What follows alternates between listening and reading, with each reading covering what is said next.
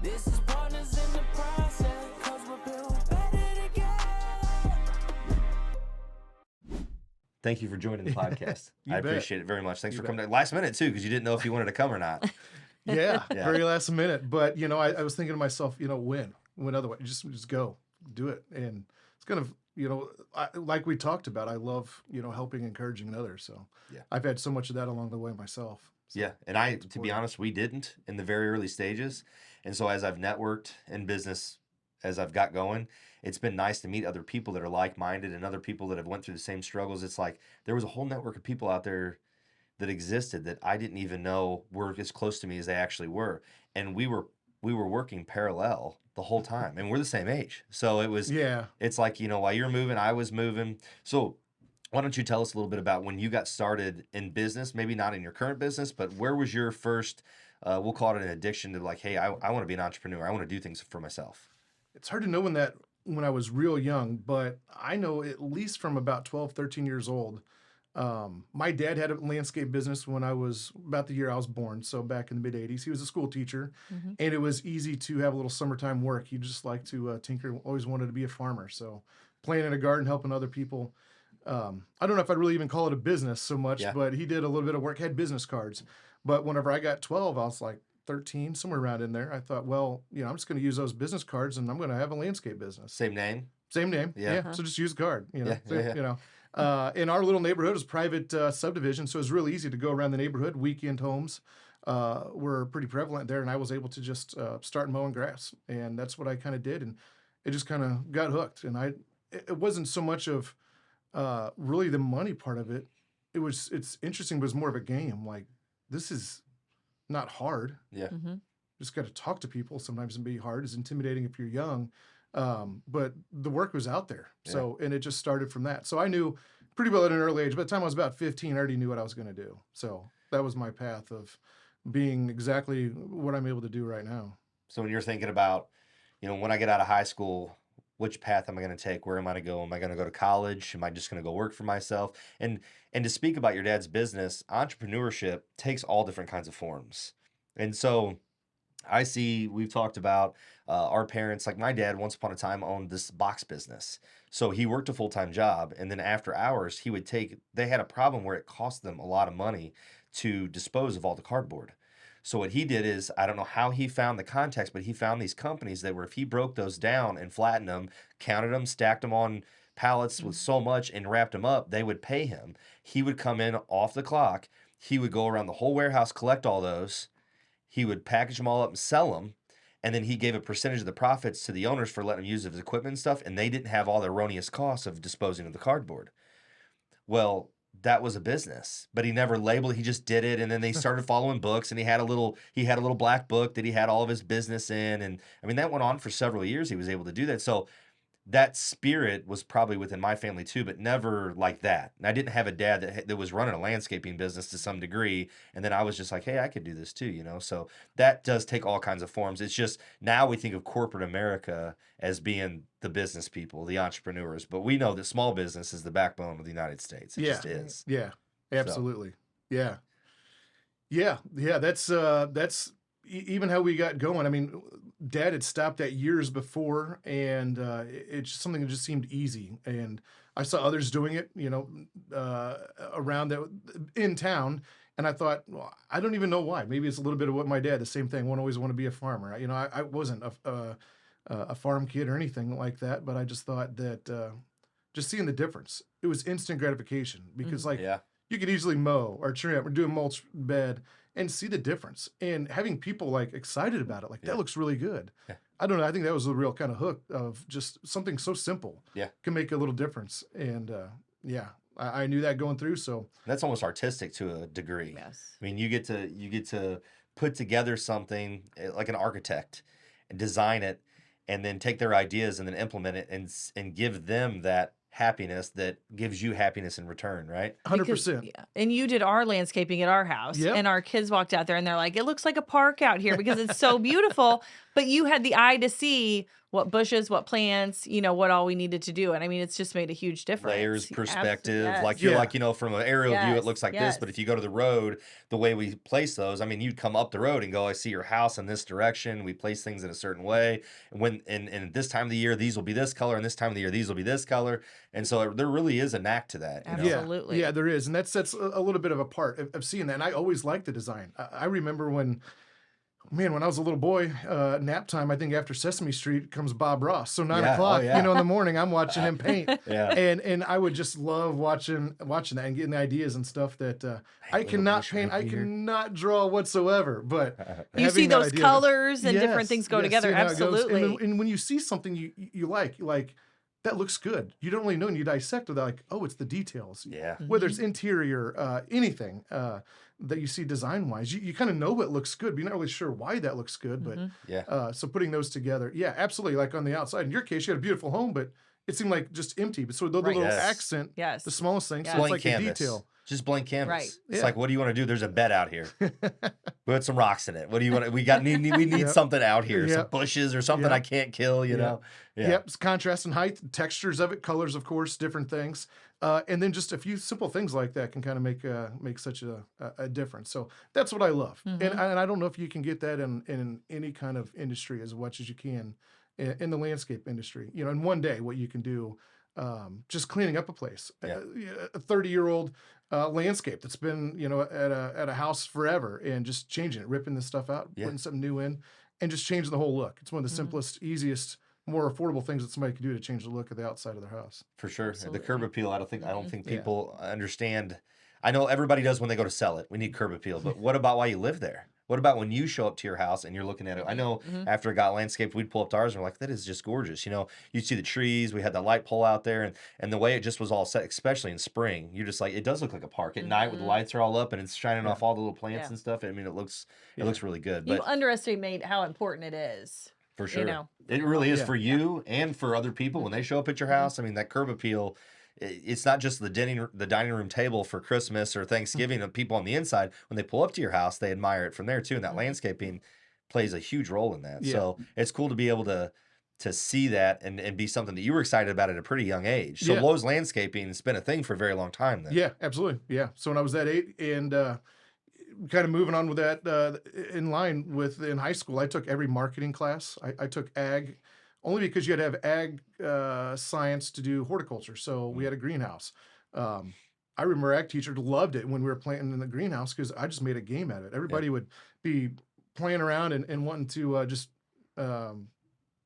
skip off of what we're supposed to be doing. I just wanted to see how many flats of plants we could make. Like, let's do this. I'd have a whole team like, let's do this. Yeah.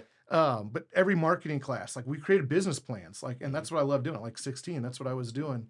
I didn't party. I worked 2 jobs. I was able to, so anything I ever made landscaping wise until I went full time, was able to be put back in the business. So my personal, paid my personal bills, and the landscapes could pay its own.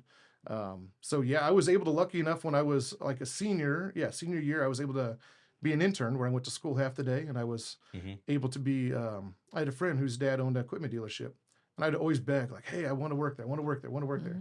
And one day she's like, hey, my dad wants you to start on Monday. I'm like, great. Yeah. What am I going to do? What position am I You're going to be a salesperson. Oh. I'm like, I don't know about tractors and mowers. Well, I knew a ton about mowers. I was a nerd about it. But yeah, so I was Intimidating, huh? intimidating, but I've never been a salesperson. But so I learned how to deal with customers and to learn But how to deal with Yes. that. you had been a salesperson. I've been doing it. You've been selling jobs Yes. since Yeah. you were a little kid. Yeah, absolutely. So you start talking to a farmer who's one of the most important decisions that they have is their tractor, their hay equipment, their livelihood. And, you better know those answers to those questions that they're talking yeah. about. So immersing into that, it was very beneficial. It really helped set me up to know, how to deal with that and being in leadership, at a very early age through that. So luckily I was able to do that through college. I knew I wanted to, I'd love to go to Mizzou. I wanted to go through the ag program, but I knew I'm not that kind of guy to sit in the classroom. Yeah. So even at Lynn, I was able to go to their turf program there, and then after Lynn Tech. Yep, Yep. it's State Tech now. Yeah, Yep, they have a yep, commercial turf program there.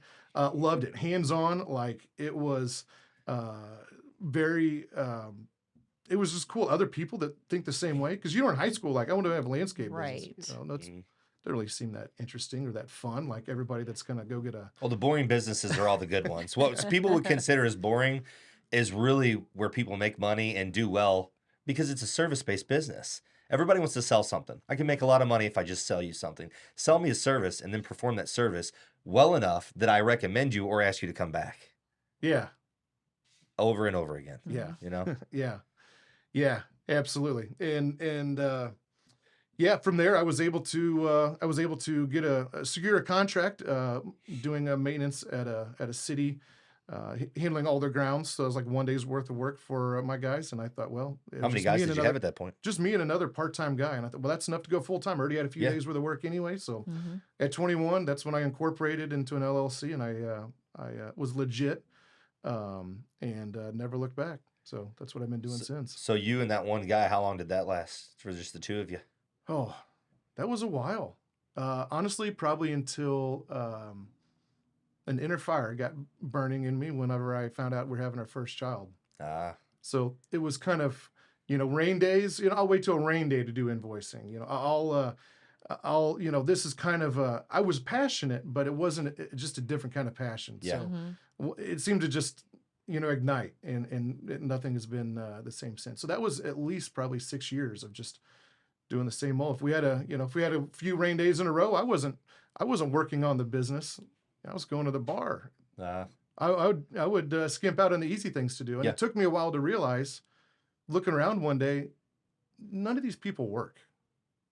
I can't tell you what any of these people have done. hmm They're all losers. It's the middle of the day. What am I doing here?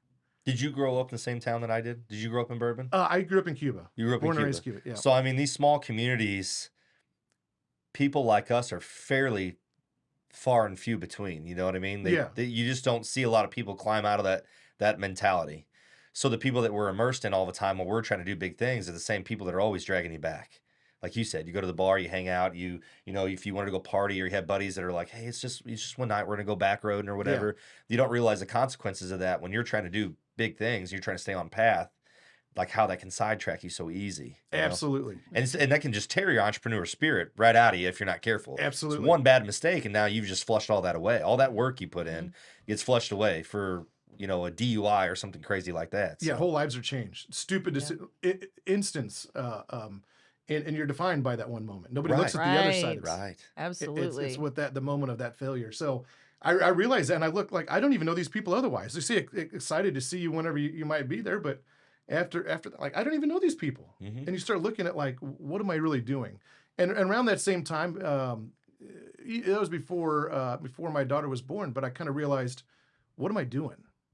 I was probably in my mid-20s, single guy. Like I'm just consuming. Mhm. Like I'm taking air. Mhm. But what am I giving back? And so that was kind of real catapult, I think, even before to the business. So I joined the volunteer fire department, like something more than myself. Mhm. I gotcha.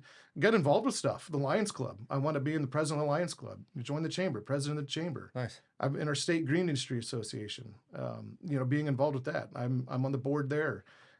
So just it was a turning point. And then when you're surrounding yourself, like you're the sum of all your friends. So when you Yeah. start having better, like-minded, successful people that you're hanging around, it breeds in just the negative way. Misery loves company. And Yeah. so that was a turning point. I mean, it took a while to kind of realize, when you're 21 and you're able to make money and you're doing good and you think you're on top of the world and you got this figured out.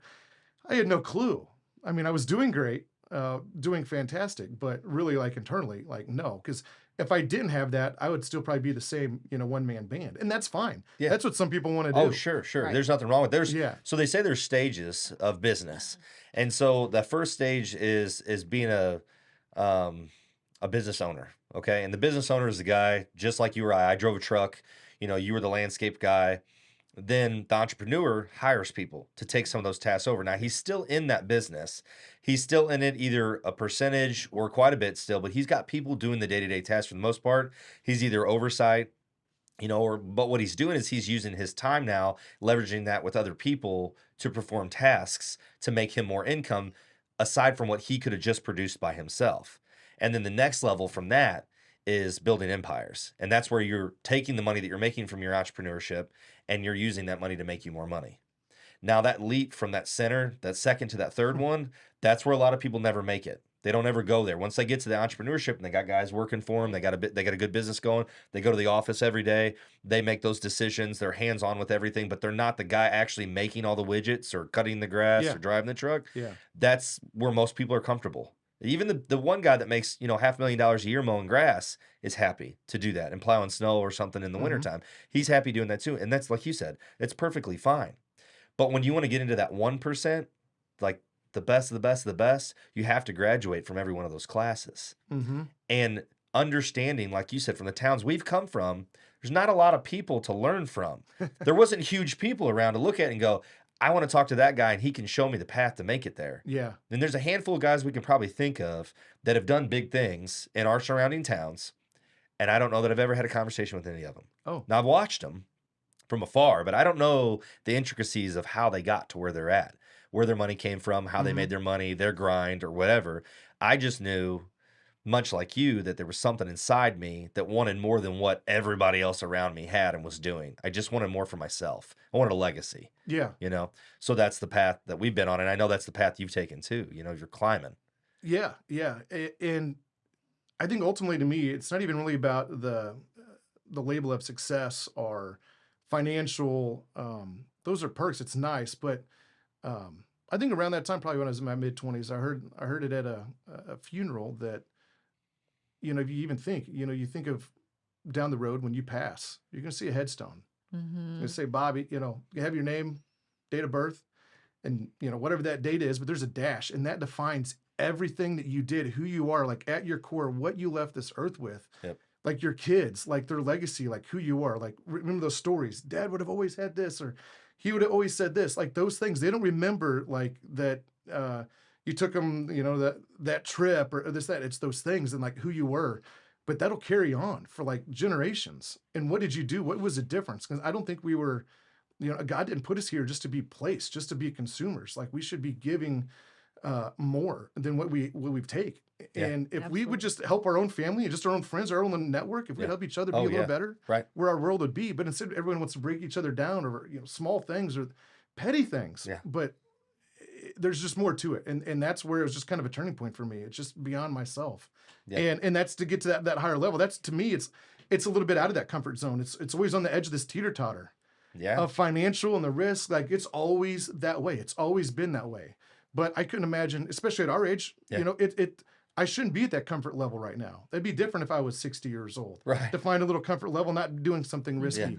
But what impact could we still make, and what change could we make to so many that we still have opportunity. And I think Yeah. we've been given that gift. Yeah. So here it is. What are you going to do with it? Right. Right. It's those opportunities. I mean, we just talked about that the other day. It's the things that get placed in front of us that some people notice. They say, wow, that's a neat opportunity, or that was a perspective that I never thought of. And that's all the more thought they give to it. And then they move on. And then it comes back around later to something that was great. And they're like, man, I had that opportunity and I didn't take it. But why didn't you? You thought about it. Mm-hmm. It crossed your mind. So why didn't you take action? That's the difference. The difference is most people don't take action. Mm-hmm. When you start to spot those things, it sets you apart from everybody else around you because they're talking and thinking about it and you're just doing it. Because Yeah. they don't want to take the risk or put themselves out there, or even like you coming in here today. I mean, it's something you've never done before, but you got to try it. You got to try it once. And There's a bigger purpose. You Yeah, know the purpose. absolutely. You know what I mean? uh-huh. And I hope I spun that well enough for you too, that you could understand that it's not just this, it's to bring awareness not only to the industry, because we're talking quite a bit about the industry and like how complex that can be. Mhm. It's not just a dude mowing grass. There's Yeah. a lot of complexities to that, Yeah. but also the entrepreneurship behind that. It's also not just a dude with a mower. What did you say you did on rain days?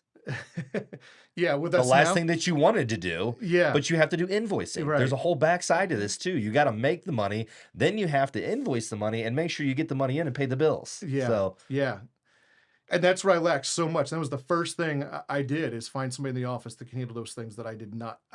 I knew it was important. I love numbers. I love the data. Yeah. But to be there in the seat of doing that is, it's not that it's necessarily hard, but it's hard to make those phone calls sometimes. Mhm. yeah. But it's a needed thing, and somebody's got to be on top of it, and everything else comes to a halt if that's not done. So yeah, the biggest thing I was able to do is let that part go. Yeah. And not being able to do everything and try to do everything because I was going to fail. Yeah, that's Fail a at it. that's a hard thing. We want to Yeah. do it all because we did at one point. I've done it all. You've done it all, correct? Mhm. I've done it all. So, Correct. and now that's some of the biggest things I struggle with now is letting go of those things because they're not being done as well as I do it. Yeah. It's not Right. because of me just saying that because of course that's me wanting to do it. I've had this many years of doing those kind of things. I have the experience. I know what kind of client to read that I'm wasting my time with. Yes. Right. And I Yes. know which ones that to strengthen those relationships. But somebody else from the outside is not going to know that right from the get-go, as well as I would. But learning to train that, taking the time, that's the biggest thing is to work on is getting that. And so, like you said, going from the second tier to that third, most can't, maybe even not only just because of that comfort zone, but not either having the right people or developing the right people to be able to do that, so they don't Right. get to that next tier. So they're always stuck in that rut. Right. Right. So And stuck in that rut non-productively. They're not even Yeah. growing that sector because it doesn't. You can grow that middle sector pretty big to a spot where you're just always evolving. To be honest with you, it doesn't have to end. The problem is people get to the point where they don't want to be an active part of it all the time. If that's what you aspire to do, then you have to take those steps and put those right people in place to be able to jump up to that next tier, and that means taking yourself out of the equation. yeah, I know I've got some people that I talk to, and they'll reference like Richard Branson and how he's got all these billions of dollars worth of companies, and he has a 2-hour meeting with his assistant, who goes over anything that she can't route herself, and then the rest of it goes back to where it needs to go via her, and then he goes skiing or goes and golfs or has his day because he did everything we were talking about doing and got to the point, like you said, when you're 60 years old, where you can be Yeah. comfortable doing that when everything is been in place, everything's put where it needs to be put. yeah. But taking those appropriate steps or knowing how to take those appropriate steps from basically zero help, nobody around to show you, say, hey, no, you're here right now. Now you need to take this. This is where you need to move the next chess piece. There's nobody there for that. So it's really important that entrepreneurs and business owners in the network prop each other up, push each other up, help each other. I think that people at the bottom that are below you are the people that are pulling you down, that are talking crap, the people that are on your level or above you, they only want to see you do good. They want to see Yeah. the world do better. Yeah. They really do, because they see in you what they had in themselves at one point in time. They see you trying, and they're not going to cut you down. They're going to pull you up. They're going to keep propping you. They're going to keep working with you. The people that are talking shit, those are the people that are just mad because they're not doing what you're doing to get where you're at. And it's hard to distinguish the two. Yeah. Some of them are friends and family. Right. You know? right. Yeah, you get that a lot. Whether it be, oh, you're on vacation. Like, I don't go on vacation hardly at all. Yeah, I work love to work. I for a love to vacation. work. Yeah, Yeah. no joke. Or oh, you were out for lunch for 2 hours today. Yeah, but I was maybe strengthening the network, meeting with a client, meeting with a vendor. But I was also up at 5 o'clock. I had things rolling at 6 o'clock this morning. I was up till 9, 10 o'clock. We were working the shop to get a truck out the next day. Whatever we need to do, whatever's broke down. No, it whatever must be whether nice. it's Saturday, It must Sunday, be nice. whatever. Yeah. And so they're so quick to maybe that makes them think a little bit better about themselves that they didn't do that. They clocked out and they didn't have to think anything after. Yeah. Right. After that, but that is what it's hard to remember to tell yourself that, like you just said, that they're sometimes they don't see that point of view, and maybe they're not in that level. That's why. I call them the unreached is what I call them. So a lot of people call them haters, and yes, they are hating, but I like to I choose to call them the unreached. It's the people that so you don't know enough about me to talk about me that way. If you talked to me, I would motivate you to step in the directions that I took. I wouldn't be cutting on you like, dude, you can't do this, because I was you once upon a time. Yeah. So if I just haven't reached you yet, because you haven't taken the time and opened your mind up to listen. But if you did and you approached me in that way, I will always give you my attention. I've always give those people my time and attention. Mm-hmm. I never think I am better than anybody, and I'm not. I'm not better than anybody. No matter what their perception of me is, I am no better than anybody else around me. And I know people that I consider way bigger in life Yeah. than me, and Yeah. they think the same way. Like, Yeah. dude, I've just been doing it longer, and I'm doing better in life at this point because I've been grinding it out longer than you. Absolutely. But I'm still you. I'm just you 20 years ago. I say that a lot. I try to encourage people the same way. I am no different. Maybe the mindset, and maybe that's taken and exercising that mindset. But as far as just from where we started and I am no different. it's just a series of steps year after year after year, and those steps, and then working hard. It's day in and day out, taking those sacrifice, Yeah. waking up early, beating your alarm clock, doing whatever it takes to get more done at the end of the day, not just, well, it's 5. Well, do whatever you need to do to, and it's just a series of that. And some people, unfortunately, that are down there have made one decision that has now ruined their opportunities and their chances of that. They have drama and the craziness that those are choices. Those are choices that they made. But like you said, I mean, that's a huge thing, is sacrifice. I mean, people do not realize the sacrifice that we put in to everything that we do for some of these businesses. I mean, they only want to look at the ups, and they don't see the hard time that it took to actually get there and what you have given up in your personal life and different things to make it to that level. Yeah, especially that's not even seen, like the baggage, like the weight that you carry. That there's tough decisions to be made. That if I've got to let somebody go.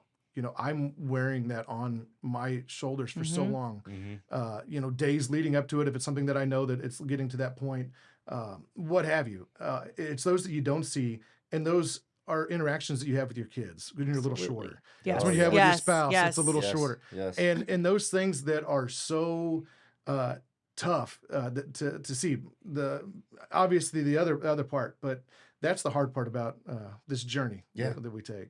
So talking about that a little bit. So how is your support system at home and some of that kind of stuff? How does that work for you? Yeah, luckily I have a good support system at home. It's been, I think all relationships, you learn to kind of give a little of yourself and give up a little bit of that and to mold together. And I'm lucky that I have somebody that understands that at home. And I would say our mindset's a little different in what we think as far as like that inner drive, but at least she understands that now. She understands that what needs to happen. And that wasn't so easy in the beginning. Right. And it's probably easy to see that, it takes a while to know that it's different. Like I'm different. I'm wired different. And it's just an inner working of what makes me feel better about myself, getting something accomplished, getting it done, whether it's a task. Like I'm up in the middle of the night. If I wake up and I'm researching of a better way to do something and I'm energized, but I don't sleep. I just go to work the next day. And it's like, why are you doing that? It's a little different now. It's like, so what'd you figure out last night? So something was weighing on you. But to me, it's not a burden. It's not that I'm complaining to you that I was up. Like I feel better about myself that this has been nagging at me. And now that I've got it done, now I sleep better at night, knowing that there was a problem. I figured it out and I got it done. And these are my hours to work on it, because during the daytime, I've got other things to do. I've got work to be done, money to be made. The back end, the planning and stuff like that, that happens over, that might be in the evening. So it's a 24-hour process that nobody that they don't see. The sacrifice that you were talking about, that's the side they don't see. That's the sacrifice. When you clock a 9 to 5 and you clock out at the end of the day and you go home and you take your work boots off, it doesn't matter what's going on at work. You're there with your family, you're going to baseball practice, you're going to dance practice, you're doing whatever. The weekend rolls around, you don't work weekends, you think they care? What they don't see that. All they see is the time that you put in. And now you've got more trucks on the road. You've got more guys running around. You got posts. You got a real nice facility now that you just built. And he's on vacation. How many years have I been doing this? Since high school?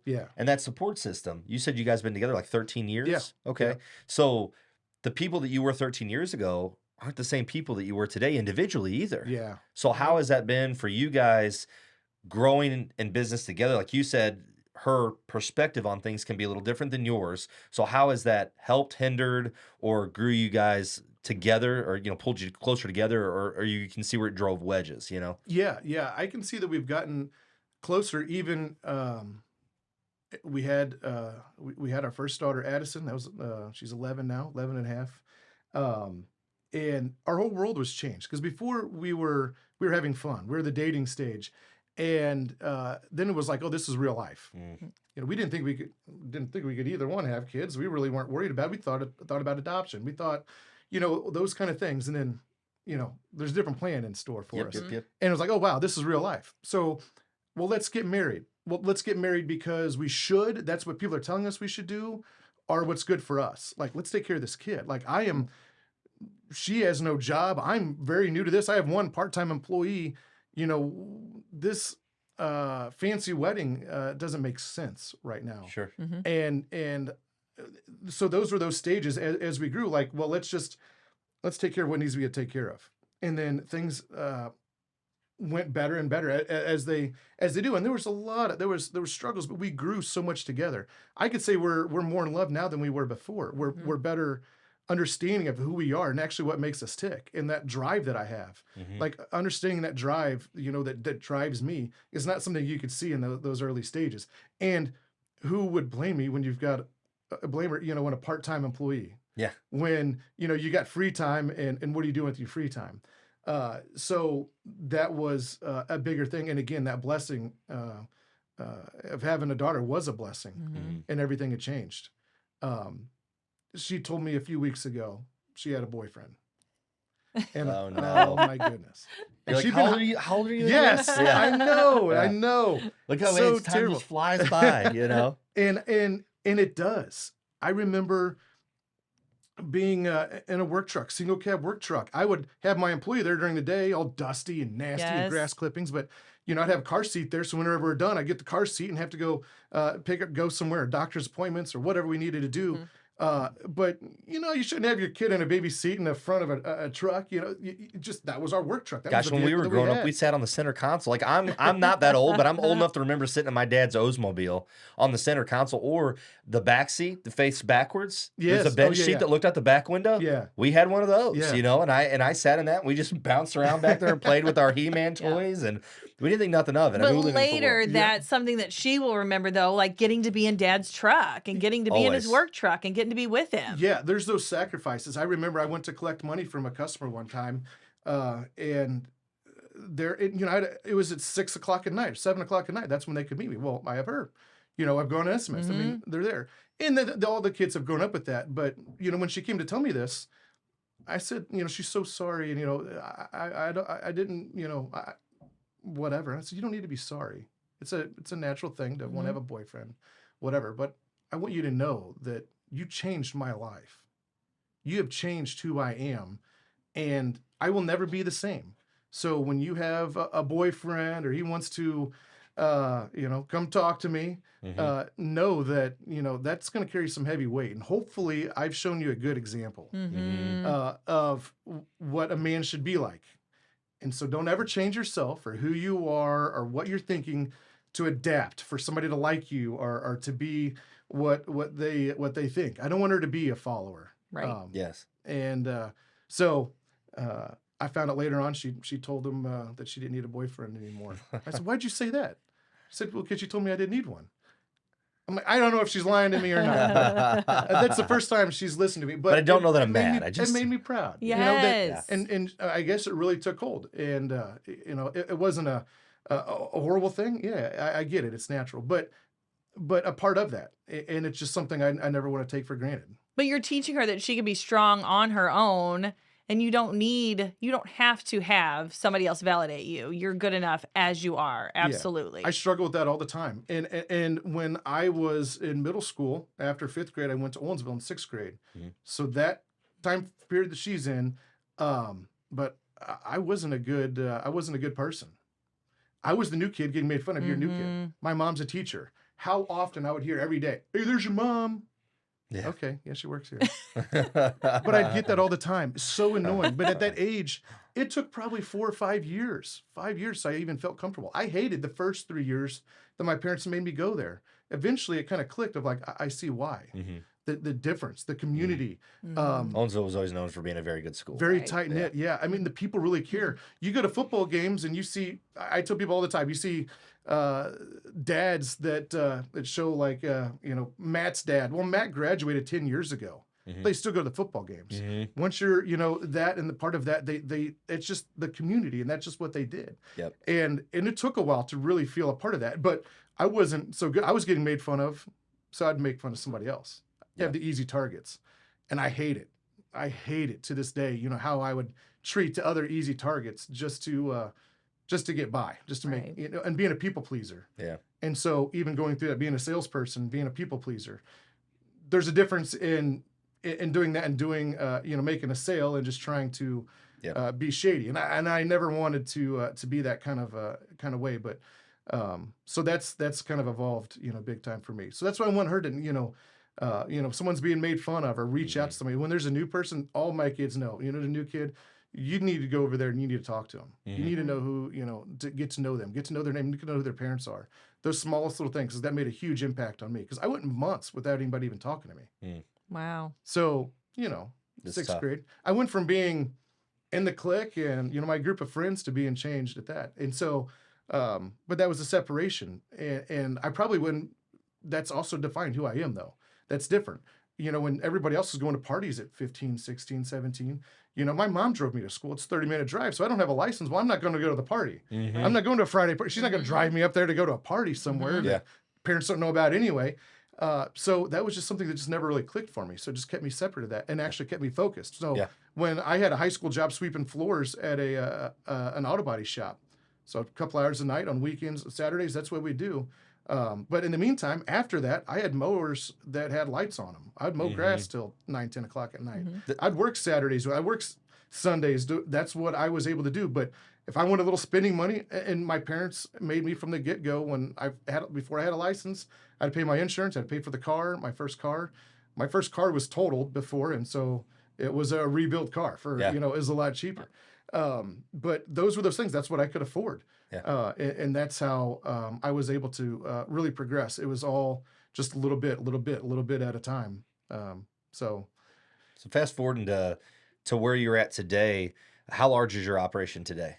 So now we employ, in peak season, we'll have about 20 employees. We have 2 locations, Leesburg and Washington. So that's grown in the past few years. I've grown to that second location. When did you open Washington? That's been about 3 years ago, 21. Where are you at in Washington at? We are located on 47 between Union and Washington, kind of by the quarry. Right there, there's an rock industrial drive back there. We have our other location. So we service a pretty good area there from St. Albans, Washington to Union. And then obviously our Leesburg location from Sullivan to Rolla. We've got a crew. We got crews spread out today. Even we got one in St. Robert at a job site. We've got one in New Haven at the other spectrum from.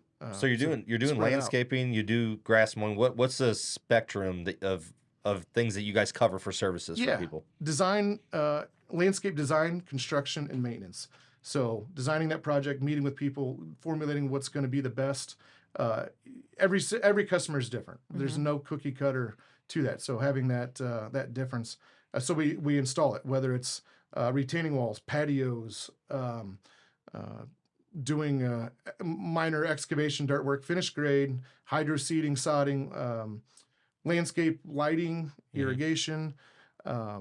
So there's a wide variety of things as far as on the outside that entails. And then maintenance. So those that are done, especially commercial properties, the mowing, bed maintenance, keeping the properties looking good on the outside, trimming, mulching, that sort of thing, and snow removal. So that makes a big part of our business in the wintertime, so we stay busy throughout. This year's been, you've probably been able to do more landscaping than snow removal. Yes. It's been kind of crazy. I mean, you can work, we took like 2 weeks off maybe, of real cold weather, and then the rest of it, 70 degrees. Hey, let's go mulch some beds. Yes, it's been a good winter. And usually we kind of account for knowing that if it gets so cold, below freezing, if it's in the 20s for the highs, we're not going to be able to do a whole lot, and the ground's froze. So we've been able to chew through a lot of work this winter, and so we're ready to hit this year. So you're not really backed up then, huh? Right. Yeah. Good. So it's able to get those out of the way. We have some big projects and a lot of things that are moving along right now, but hopefully we can get those done before that spring rush. Because when we get these good days like we've been having, the phone starts ringing and things really start moving along quick. That's awesome. Yeah. So so we have about 20, and it's a lot because I wear a few different hats right now. So we do the sales, the initial design, what we're going to do for that customer, those ideas, and then as far as scheduling and getting the guys out the door, what they're doing, the job site management. So do you have a leadership structure? Do you have a framework of leaders and people underneath them and crew chiefs, things of that nature? Not really. That's one of our biggest struggles that we've got to deal with now, because I can't get to that next level. I can't have the layers beneath me get any further without finding that replacement from within. Right. I have a great office staff. They do amazing job. I mean, really, we couldn't do it without having that. So our staff in the office do an amazing job of getting the customer info, helping with the design work that I do, actually implementing it. I come up with the ideas, but implementing that, ordering the materials, staging materials, lining that stuff out. So whenever it's go time, our guys have what they need to. Because that's a lot. In the landscape construction side of things, there's a lot of different things at play. Materials, all the different varieties of materials we have to deal with, and permits and locates and dealing with other trades. A lot of times we're like a general contractor for the outside, whether it's working through a pool company, an excavator, electrical, plumbing sometimes, and then all the stuff that we're doing. So there's a lot of that at play, and there's a lot of communication that goes along with that. And if that's all in my head, I was gonna say, is that then that's currently coming through you? Yes. So are you lining these crews out yourself Yeah. every day? every morning. Wow. Even if it's by phone, I mean, you're like, this is where you got to go, do. Yeah, I'm like you're lining present them all because up. they get out the door better and quicker and Yeah. resolve questions. See, that's the problem. It's the trap we fall in, though. Yeah. Because I'll tell you something. We got an 80% rule. If somebody can do it 80% as good as we can do it, it's 100% better than having to do it all myself. Yeah. So it's hard when you've developed this baby that's, you want it to go perfect. You want it to do it like you do it, and nobody's going to do it like you can do it. And that's true. Nobody can do it like you can do it. But if you can get somebody to do it 80% the way you can do it and figure out a way to structure that where they're motivated to do that for you, that is 100% freaking awesome. Yeah. Dan Martell says that. He's no lie. I mean, since I've started doing that and letting go of a little bit of that control and just understanding there's going to be some stuff that slips through the cracks that I would have caught and been like, yeah, I wouldn't have done that. It's okay, because them being able to do that 20% that slipped through the cracks wasn't worth my time being there 100%. It can waste it. It's fine. Right. And then you build that, put that in spot, build that. I mean, you got 20 guys at times. What's your average size crew? How many people are on a job site at a time? Most of the time we have 2-man crews. So sometimes if we're on a big project, they'll double up. There might That's be 4. 10, that's anywhere from 4 to 10 crews out all over the place. So having one person that can operate each one of those, Yeah. or at least one that can control a handful of them, and especially with 2 locations, that's got to be so difficult. It is. So even going back to meeting today, we just talked yesterday. I didn't have anything necessarily on the calendar that I needed today.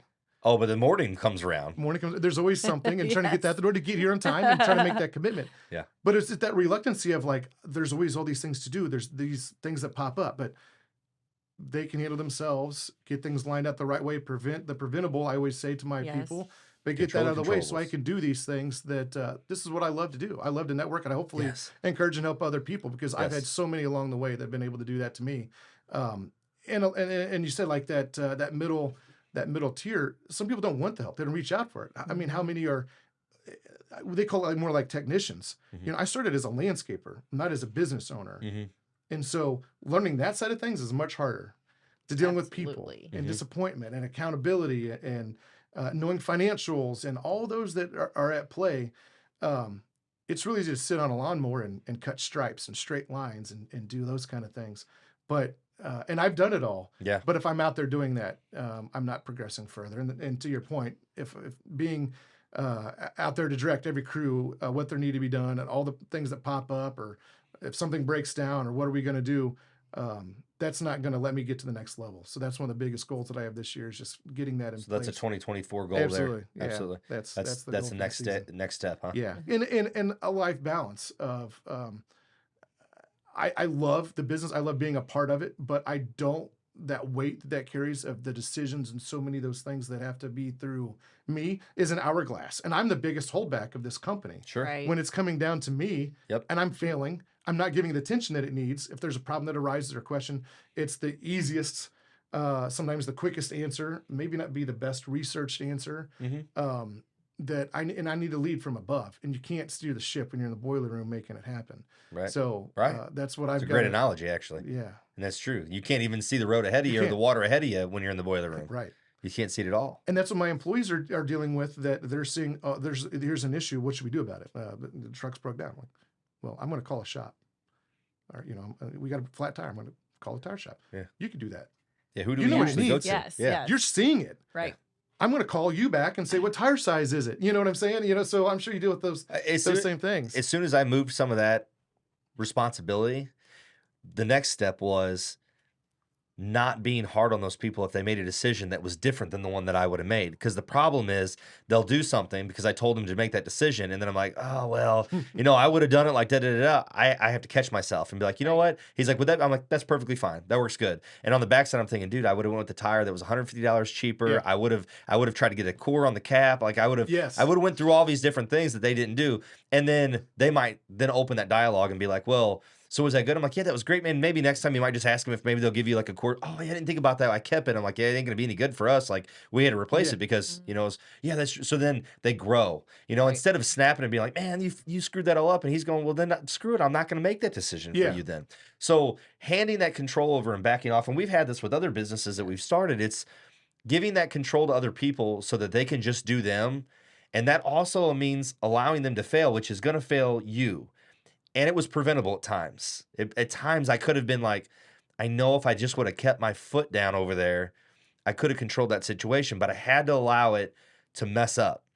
We had a conversation just yesterday about it. Sometimes, just like letting a kid fall and hurt themselves so they understand it hurts, I have to let something fail that I could have prevented so I can teach them how we can fix that next time. Which and is it's hard. really hard to do. It's really hard. It's very difficult to do. And I can only tell you so many times without showing you what it looks like on both sides of it. So But this is what it looks like when it fails. This is what it looks like when it succeeds. And I can show you how to bridge that gap. But I have to show you both sides of it. I have to let it happen. And that is difficult. You And don't you're want to let it. also trying Yeah. to build that trust too within the people that you're working with, because they don't want to feel like they're always making the wrong decision. So Right. trust is a huge issue. And I'd say for most, they want to win. They want to Mhm. be a part of the winning Absolutely. It organization. makes you happy. They want to Yes. win. Yeah. Yes. And some the select few that maybe they don't care, and they're maybe not be the right ones to have in that spot. But Right. those that do, they want to try to do their best. And so and letting them be capable, be able to know that to make those decisions. And you're right. That's the hardest part. That's so hard to know because you want to be perfect. But that's an enabling. Like I'm enabling them to come for me at every Yeah. answer. Oh, yeah. And then in turn, I get aggravated that they're calling me that they want to know how to do something. Yes. Yep. So- And you said it. You're like, I'm the biggest bottleneck of the company. You Yeah. understand it. It's just hard to let go of that and move away from it. But to move tiers, that's what we have to do. And it's just difficult because it seems counterproductive. It seems like, why am I going to go deeper in a hole or backwards when I've worked so hard to get us where we're at? Why am I going to let this get screwed up, or that job get messed up, or that not get planted correctly, or that tree get trimmed back too far and now it's Yeah. dead? I have to, so that I can teach them. And then guess what? It might cost me a little extra money to have to go back out there, replace that for free. But now that guy learned you don't cut it back that far. Or that guy learns that can't be planted in that soil, or you can't dig a hole there without locating it, because those little colorful things that come out of the ground, it's really expensive when that happens. It's called fiber optics. So it's all that kind of crazy stuff that sometimes you have to allow happen, or just be like, you know what, you guys figure it out and see what they do. Just sit back and watch them. How did they handle it? How did they handle that situation? Maybe they skim through it and nothing happens, but you've seen a few things that could have went wrong, and then that's a teachable moment. Hey, you guys did a great job, but next time just make sure like XYZ. Otherwise, man, thanks. You guys, you're doing a wonderful job. I had a guy underneath the truck last night. He's actually at a repair shop who failed us. The repair shop did. He's on the ground underneath the truck fixing. He found the problem within 30 minutes. I Wow. had sent her all the way to the city after parts, several $100s in parts, Yes. and it was a broken wire. And he found it from his back underneath the truck after he's worked 600 miles that day. That guy, Wow. that guy is so important to my company, but I recognize that. He needed something. I showed up over there. I bring him the parts. I crawl under there. What can I give you a hand with? He's like, I got it pretty much tied up now. I got it figured out. Shows me everything that was wrong. And I'm like, why did we pay this company over here to diagnose this? Cost me hundreds of dollars. Went and bought hundreds of dollars worth of parts. My wife's gone for 3 hours in the city with the kids getting parts for us. Yeah. And all it was What a we do, broken though. wire. But that's what Yeah. you do, That's what right? you do. And talking about that support network, as we grew, and I like to show other people, the spouses understand that life's changing for us. And as it gets from one part-time guy to one full-time guy to 20 people at times, they understand the dynamic of what's expected from you also changes. So we talk about like missing things because we have kids that are fairly young. So we miss a lot of stuff, and they understand, and it's a hard juggle. But being an entrepreneur is not easy. So these people that think that they're going to buy a mower and go mow grass, you're opening a gateway drug Yeah. to something that can go very far in life if you let it, but can also cripple you in so many other aspects if you let it as well. You have to be very careful about how you navigate that. So I love talking to other people in other industries that actually struggle with the business side the exact same way everybody in business does. Yeah. You know what I mean? On that family side of things as well. Yeah. I haven't met too many business owners that I network with a lot. I am friends with a lot of other owners, a lot of other achievers, and I don't know any that are self-employed that just clock out at 3 o'clock and go pick up their kids from Not very school. successful No. Don't ones. work a Saturday. Oh, we don't work Saturdays. Well, it just shows you that grind, and It's it's 6 that o'clock. mindset. Yeah. To me, it's not like a burden. Oh, I got to work Right. Saturday mornings, and that's okay. Like, It's I what get more day is stuff it? done. Oh, it's Saturday? We do stuff on Sundays. We're like, I don't even know what day it is anymore. It's 7 days a week, 300. I'm lucky to even. How many hours do I have to get some sleep? We were in bed at midnight last night. I was Yes, prepping stuff yes. last night, and I'm Oh. like, we're back up at 5:30 this morning. It's Mhm. just part of it. It's just what you do. Well, and you have the energy. This is a passion and an energy, and it flows through you. So when you have that, it's not a burden to have your alarm clock go off and like, oh, I've got to go. I beat my alarm clock. I get up early, like I'm ready to go. I want to get stuff done today. I have a list of things I want to do, and it's a bigger part of like things I want to do down the road, and I have to do these little steps to get to that point. Mhm. So yeah, I'm not letting life control me. Mhm. I'm controlling my life. I am controlling it. If not, it will just vanish so quickly, and you realize like, oh, it's been a year and I didn't meet my resolution or my goal Yeah. or what I was going to What do. have I accomplished? What have I Right. accomplished? Yeah, you set those goals in place, and you're like, how many of them did I check off the list this year? What did I get? Did I move that needle? Because you can't get that year back. It's gone. Yeah. I'm a year older and I'm a year further in business, and if I didn't get anywhere, what am I doing? Yeah. You Every know? day, I just always try to be better than the day before, better, and hold myself accountable to that. And I may not have had achieved all the goals that I want to, but I've done a lot of other things. And that's came at that Mhm. sacrifice. I to know that my first thing I think about in the morning is what we're going to do. What do you have for work? Last thing I'm thinking about. And I kind of regret that a little bit. It hasn't been my kids. I know. Sure. It hasn't been, my spouse. Mhm. And you look back and I'm like, oh, that's probably not the best way to go about having a healthy relationship. But it's that passion. But it took a while for her to realize also is like, this is what he's been doing way before we ever met. This is him through and through. Mhm. And I'm not going to change that. But bringing me back to earth a little bit of what is acceptable and not, for a healthy family. And that has helped me, inspire me. So for me, having that support system, having the kids, be able to be around the business and to see it, Mhm. it's helped them.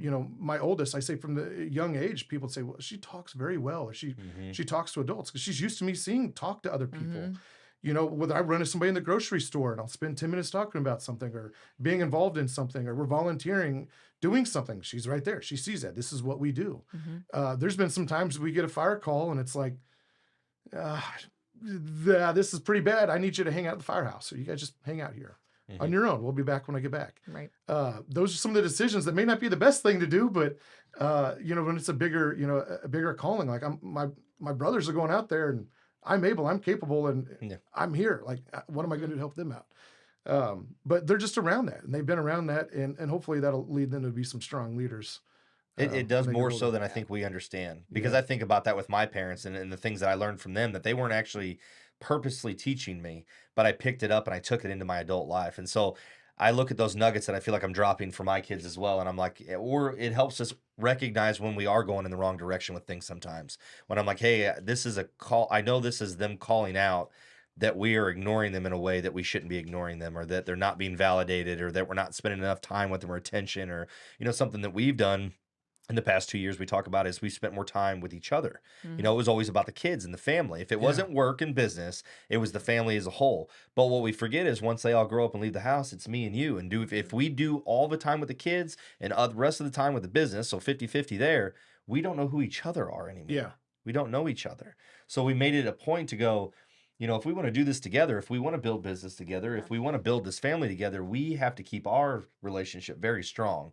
And that's what kind of got into this, because there were so many other people we had talked to that either struggled in ways that we had struggled and got through, or in ways that that we were just really good in naturally. Just maybe it was accidentally, maybe it was by design, but we were just good and strong, and we see that in them, and we're like, oh, I can help you through that. This is what worked for us, and through other people we've talked to. And so business and relationships is super difficult. It breaks a lot of relationships. Oh yeah.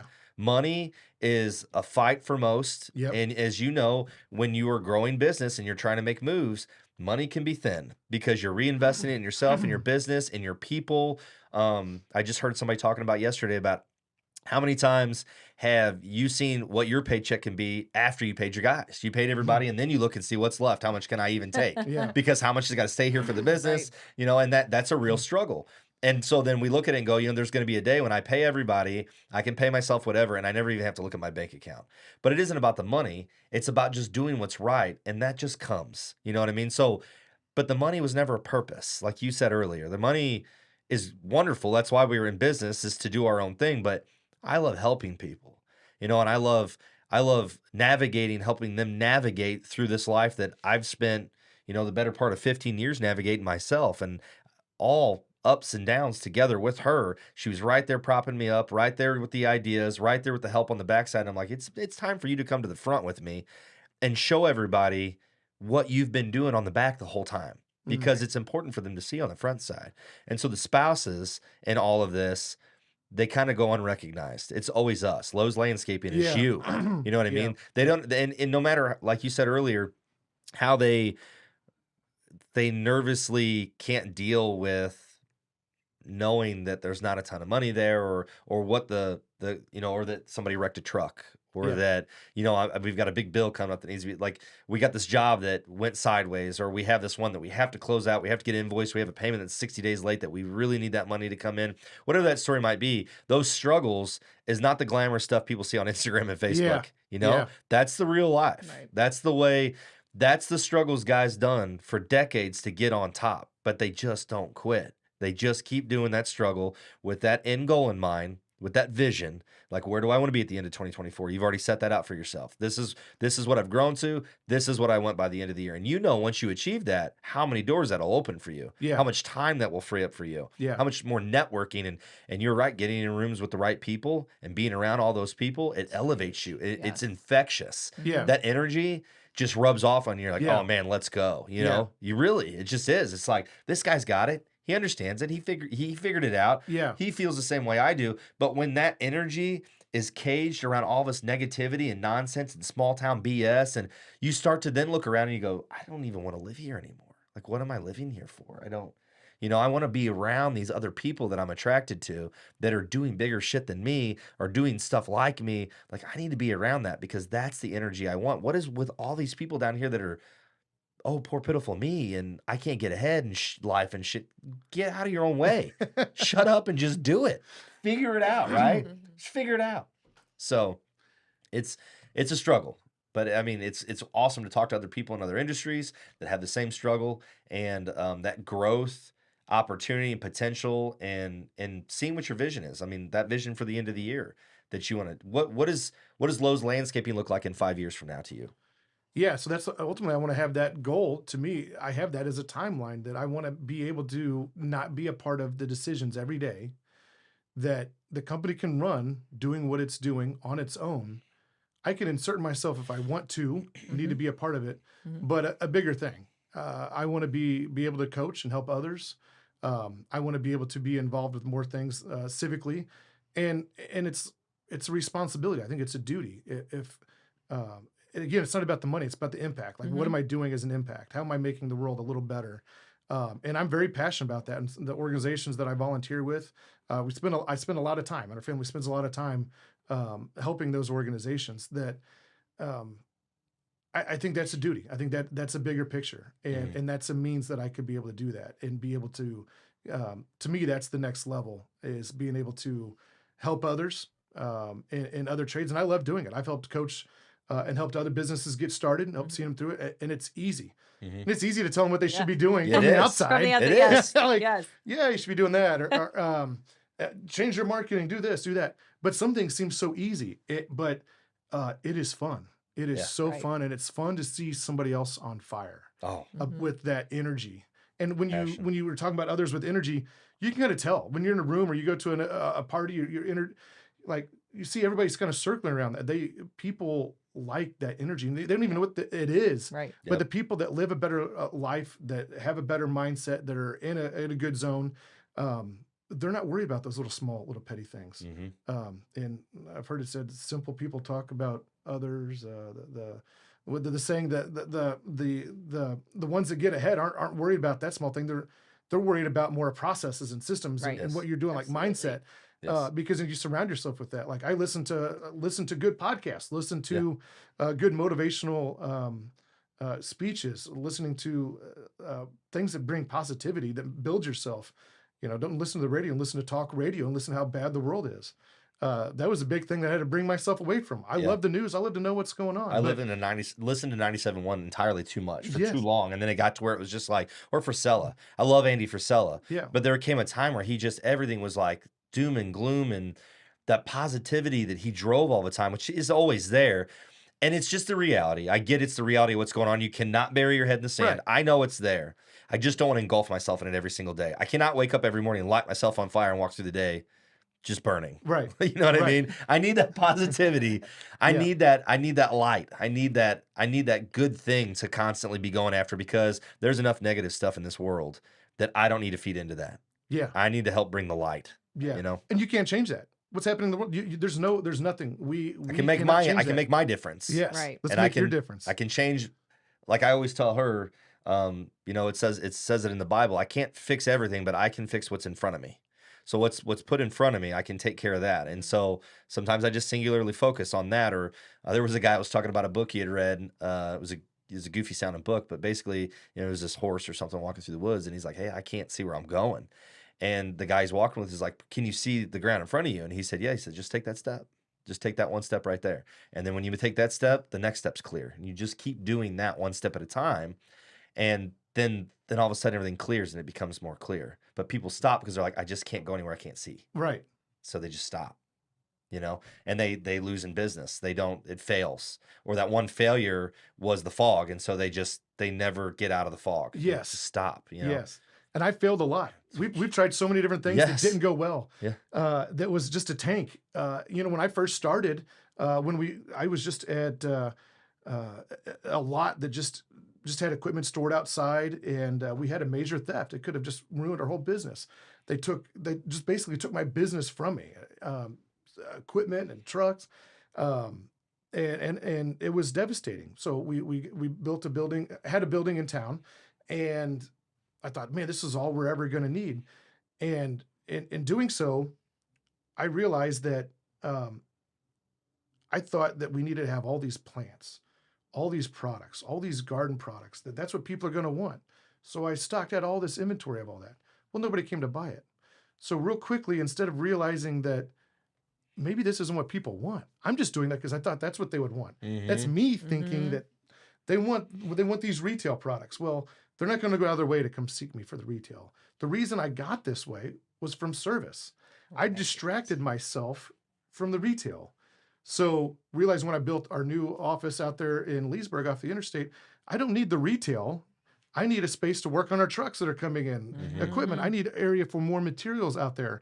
And that's what got us to where we are. And I don't distract from that. I am in that core of the landscape business. That's what I focus on. I don't try to be in a different kind, or if anything that I do is complementary toward the business, but doesn't distract, because it's too easy to lose that focus. I have a singular focus on growing that. Different locations, different areas, different kind of projects sometimes, but it's still that kind of focus. Right. And I don't distract myself from the other side. I've only learned that from failure. And that was just one example. I've tried lots of different things, and it's only a failure if you just stop and you quit. That's the failure. And there's been so many instances to stop, and I've had so many opportunities to stop. And sometimes you think of like, well, have I done what I was set to do? Have I achieved that yet? But you don't let those small things, those little small things that seem so big at the time, 1 day later, 2 days later, and you're like, oh, wow, we're doing good with this. You look at, it's like, oh man, just a few days ago, I was thinking that maybe this was a time for a different path or a different move. But just stay in the course and just having that passion. And you can't really blame yourself if you know you've done everything you could to succeed. Yeah. Right. And so when that came, a few years ago, I thought, well, maybe this doesn't work. Maybe having this retail and having this shop, maybe that isn't the best way to go. but I'm going to give it a shot and know I'm doing everything I could. I'm going to go reach out to a consultant. I'm going to tour other facilities. I'm going to go to seminars. I'm going to better myself. I'm going to give to others. And since then, that's just been a skyrocket what I've been able to do. So Yeah. That's been the biggest, key for me. It's just beyond more of just myself. So that personal growth helped you grow in business as well then, I guess. 100%. Yeah. Couldn't have done it without. There's no way. And I see others, like you said, others even in the same that are maybe parallel, but they're just in that comfort zone. They don't understand. Like, they don't understand why you'd want to be out of that comfort zone, but you have to grow. And to me, it's just a bigger part of that. I think God's called us to grow and to prosper and to help others, to love one another, to be there. And I don't think you can do that just sitting on the sidelines, Yeah. being comfortable. Yeah. Somebody told me a You have story to the other push day. yourself. You do. I was talking about giving out ingots, which are like gold bars. And this is something in the Bible. He talks about how he gives them to 3 different people, and the one guy uses it for something, and the other guy uses it for something. The other guy buries his and saves it. And he comes back to him and asks him what they did with it. And the guys tell him what they did with it. And the guy that saved his, he takes it from him and gives it to the guys that use it. He's like, I gave you this to use, and you hoarded it away from everybody else. Well, I liken that to our knowledge or to our advantage in life that we've had. It could be money, it could be position, it could be resources, whatever it is. Those are the things that we were given, and they were given to share and use. Yeah. And we should share those and use those. We will prosper from it, but what's wrong with helping somebody else prosper as well? What is wrong? Why does my candle, lighting your candle, put my flame out? It doesn't. We just have 2 candles that are lit. My candle's no less, no more, or yours. We're just both lit now. So I don't understand where people get locked in this me mentality. And that's the small-mindedness that we find ourselves trapped around that really gets exhausting. And people get exhausted, and it also ruins them. It takes them to a dark place. And they don't get this energy like you have that you want to bring to other people. I want to come on this podcast outside of my comfort zone to talk to other people about what I'm passionate about. Yeah. What I love, what I've accomplished, how you can accomplish this. So somebody's wanting to get into landscaping. What's one key thing you would tell them would be really important starting out in landscaping? There is a ton of work out there. You network. There's others out there. One of my best friends is a competitor, basically, but we build each other up. It's better if we are together, that we network when there's things that pop up that we can bounce things off of, because we couldn't do it on our own. Yeah. And not thinking that you're just going to have it figured out all on your own. And there is a lot of work out there, but you're quickly going to fizzle out, because there is always somebody looking for the cheapest. There's always somebody they're not finding that value in you. And so that was the hardest part for me, is to know that what got us here, some of these customers aren't the ones that are going to stay with us, that are going to get us to the next level, because they were just wanting the 15-year-old kid that was going to mow a yard real cheap. Right. They're not looking for, a business Specialist in this. Yeah, I'm paying for your fancy building out there. No, there's that mindset, and we're different. But it is hard to see that. I think when they're first starting out, so there's all kind of opportunity, but managing the cash flow.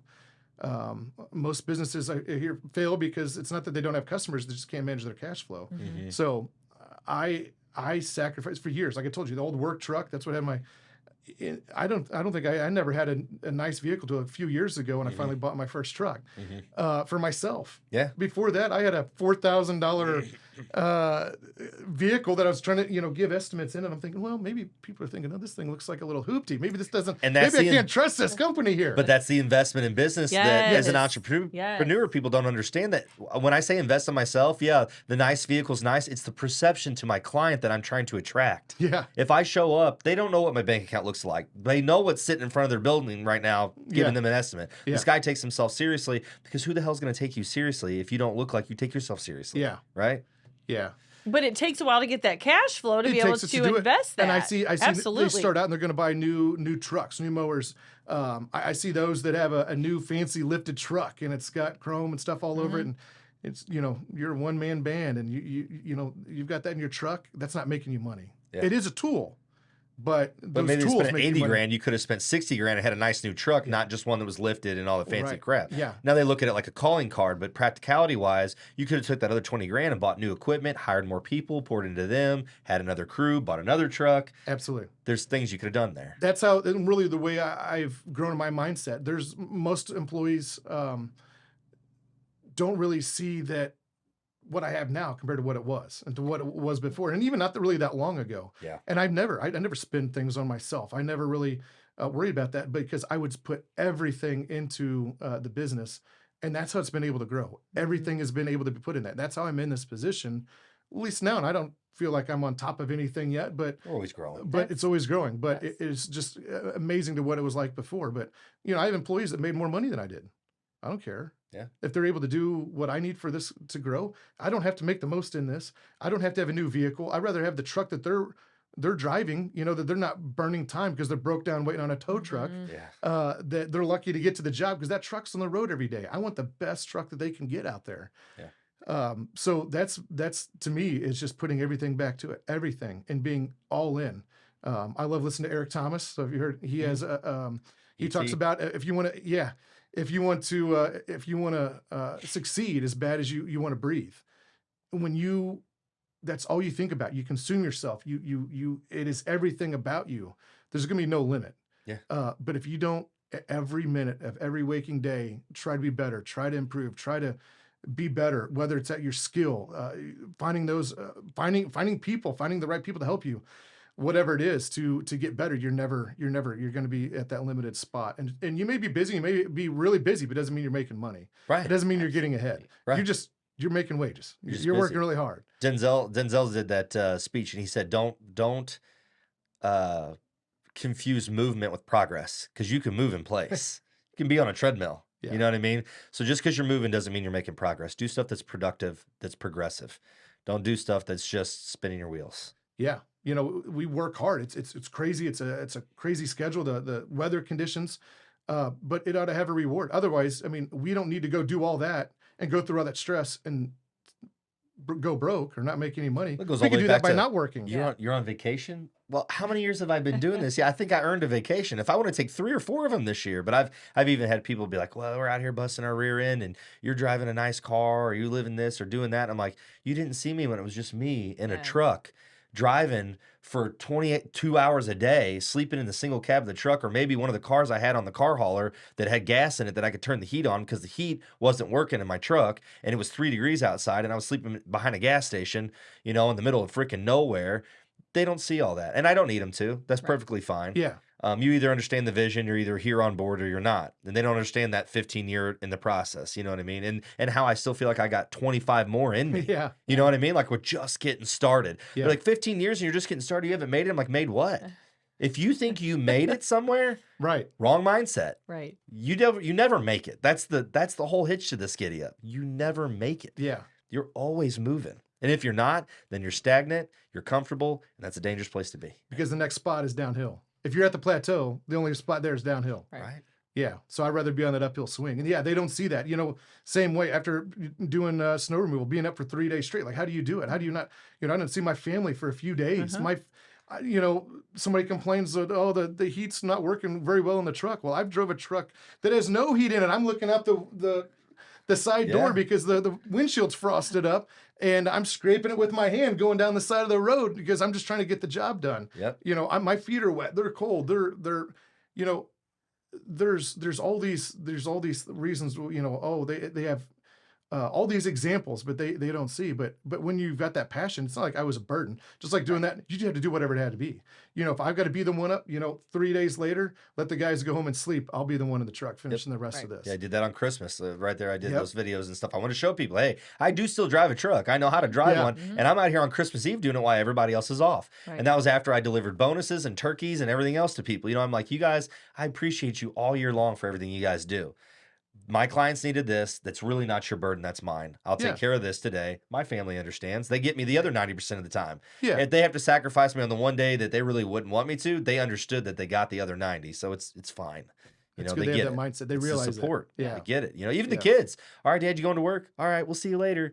They know I'll be back, but they don't cry. They don't, oh my God, you got to go to work. They know, they get it. Yeah. And We get that's it. really important. That's one of the big keys I would say too, is having that and having that understanding, that know that you're gonna for an entrepreneur getting started, is you've got to have that mindset, and you've got to have somebody else there to help support you, whether it's that spouse or you're in that, you got to have somebody else that you can bounce ideas off of. I've been lucky with my brother. Every idea, everything that I've been able to have an idea, bouncing that off of a little voice of reason, like, well, I don't know if that's the best decision you ought to be doing with that.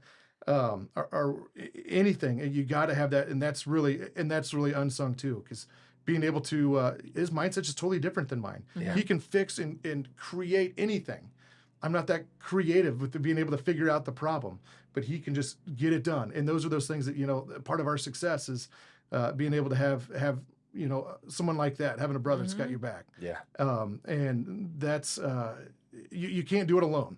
No. And so being able to have a good support system. And then another one I would point out is I identified some people that were successful, and I just asked them, take them out for lunch. Just no real agenda, just eat lunch. I eat lunch any day, every day anyway. So Yeah. just learning, just having a casual conversation. Sometimes it may lead to work or business. That's great. But that's not really the reason I'm there. I just want to get to know them better. Right. That's really what I think ultimately leads to the work, is that they understand, like, oh, okay, this guy's got an interest, like he's wanting to grow, he's wanting to learn, and I just shut up and listen. I just want to hear, let them talk.